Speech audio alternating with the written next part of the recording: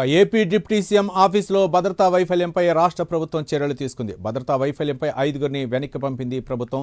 Reserve inspector Venkatrao 4 కానిస్టేబుల్పై చర్యలు తీసుకుంది. ఆ మాతృ విభాగంలో రిపోర్టు చేయాలంటూ ఆదేశించింది.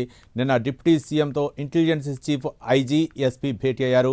అటు దాడికి పాల్పడిన నారద నీలాద్రిపై మంగళగిరి టౌన్ పిఎస్లో ఎఫ్ఐఆర్ నమోదు చేశారు. వాళ్ళ మంగళగిరి కోర్టులో నిందితుని ప్రవేశపెట్టనున్నారు. ఇక పలు సెక్షన్ల కింద అయితే మాత్రం నాన్ బెయిలబుల్ సెక్షన్ల కింద కేసులు నమోదు చేశారు. ఇదే అంశానికి సంబంధించి మరింత సమాచారం మా కరెస్పాండెంట్ రాజ్ కుమార్ అందిస్తారు.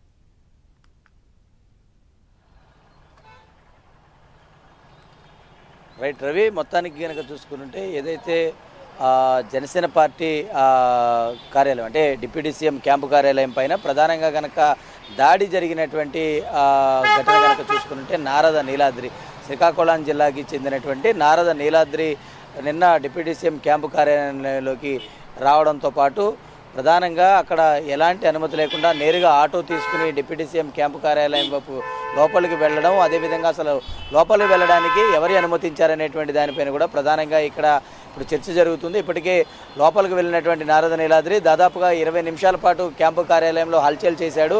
దాదాపుగా 2 డిప్యూటీ సీఎంకి సంబంధించినటువంటి ప్రధానమైనటువంటి కాన్వాయ్ వాహనాలను 2 వాహనాలను ధ్వంసం చేశాడు.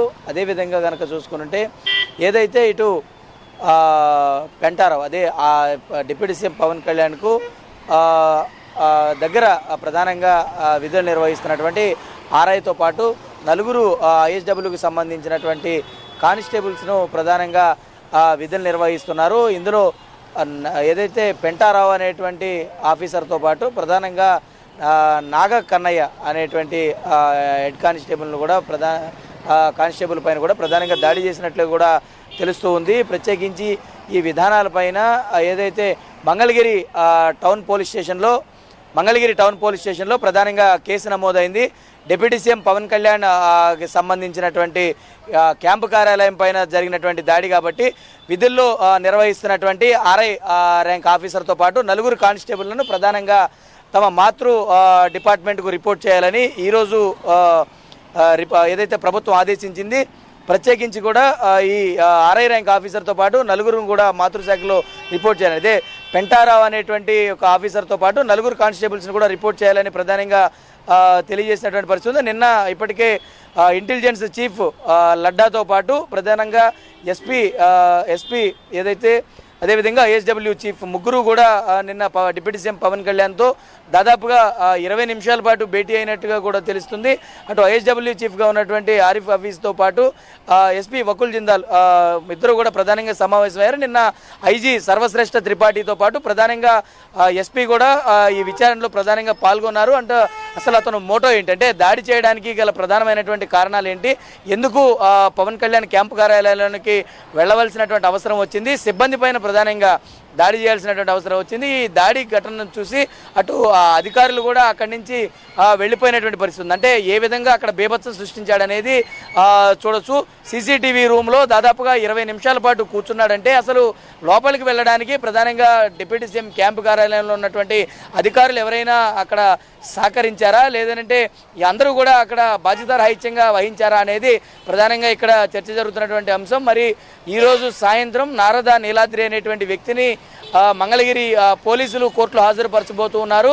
ప్రత్యేకించి మరి ఈ అంశాలపైన ఇంకా కొంత క్లారిటీ రావాల్సినటువంటి అవసరం ఉంది. ఎందుకంటే సాధారణంగా ఒక కార్యకర్తని కూడా లోపలికి అలౌ చేయాలన్నా కూడా చాలా అక్కడ రిస్ట్రిక్షన్స్ ఉంటాయి. ఎవరినైనా కూడా అంటే కార్యకర్తననే కాదు, ఎవరు వచ్చినా కూడా మంగళగిరి క్యాంపు కార్యాలయం పవన్ కళ్యాణ్ దగ్గరకు వెళ్ళాలన్నా కూడా ఆ పరిసర ప్రాంతాలకు వెళ్ళాలన్నా కూడా చాలా టైట్ సెక్యూరిటీ ఉంటుంది. అటు పవన్ కళ్యాణ్కి సంబంధించినటువంటి వ్యక్తిగత సిబ్బందితో పాటు ప్రధానంగా ఇప్పుడు ప్రభుత్వంలో భాగస్వామ్యం అయినటువంటి తర్వాత జనసేన పార్టీ అధినేత రాష్ట్ర ఉప ముఖ్యమంత్రి పవన్ కళ్యాణ్కు ప్రత్యేకమైనటువంటి కొంత భద్రతను కూడా కేటాయించారు. కాబట్టి 4 కానిస్టేబుల్స్తో పాటు ప్రధానంగా ఒక ఆర్ఐ ర్యాంక్ ఆఫీసర్ను కూడా అక్కడ విధులు నిర్వహిస్తున్నారు. 3 షిఫ్ట్లుగా వీరందరూ కూడా విధులు నిర్వహిస్తుంటారు. ప్రస్తుతం నిన్న పెంటారావు అనేటువంటి ఆర్ఐ ర్యాంక్ ఆఫీసర్ విధులు నిర్వహిస్తున్నటువంటి సమయంలో ఈ ఘటన జరిగింది కాబట్టి నలుగురిని కూడా అక్కడి నుంచి తీసివేసి తమ మాతృభాష ఏదైతే తన మాతృశాఖకు సంబంధించినటువంటి దాంట్లో రిపోర్ట్ చేయాలని ప్రధానంగా ఈరోజు ఆదేశించారు. మరి అటు ఇంటెలిజెన్స్ చీఫ్ లడ్డాకు సంబంధించినటువంటి దాంట్లో ఎలాంటి సమాచారం అటు పవన్ కళ్యాణ్ దగ్గర నుంచి తీసుకోవడం కావచ్చు, లేదంటే నిన్న జరిగినటువంటి దాడి వ్యవహారంలో కొన్ని అక్కడ అనుమానాస్పదంగా ఉన్నటువంటి వాటి అన్నిటిపైన కూడా సమగ్రంగా విచారణ జరుపుతూ ఉన్నారు. ప్రత్యేకించి మంగళగిరి టౌన్ పోలీస్ స్టేషన్లో కేసు నమోదైంది. ఇప్పుడు నేను దాడి జరిగినటువంటి వారందరూ కూడా కేసు పెట్టినటువంటి పరిస్థితి ఉంది. ఇద్దరిపైన ప్రధానంగా దాడి చేశారు. అటు పెంటారావుతో పాటు ప్రధానంగా నాగకన్నయ్య అనేటువంటి కానిస్టేబుల్ పైన కూడా దాడి జరిగిందని కూడా అటు పేర్కొన్నారు. కాబట్టి పలు నాన్ బెయిలబుల్ సెక్షన్ల కింద అటు కేసు నమోదైంది. మరి ఈ రోజే కోర్టులో హాజరుపరుచనున్నారు.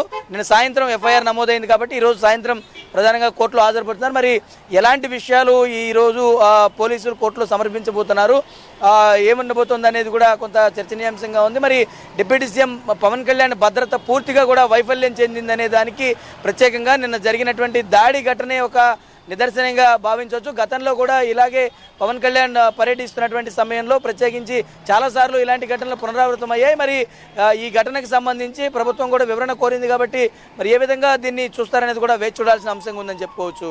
Ravi. Right, thank you Raj Kumar.